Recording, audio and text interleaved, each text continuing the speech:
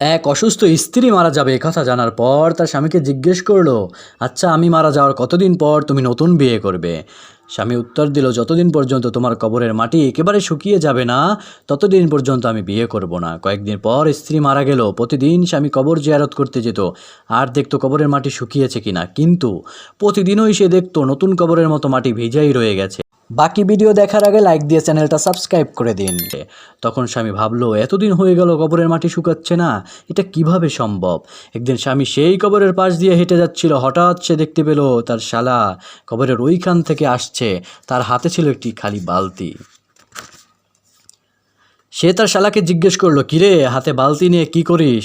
তার শালা বলল, দুলাভাই, আমার বোন মারা যাওয়ার আগে আমাকে বলে গিয়েছে প্রতিদিন আমি যেন আমার বোনের কবরে পানি ঢালি, এতে মনে হয় আমার বোন কবরে শান্তি পাবে।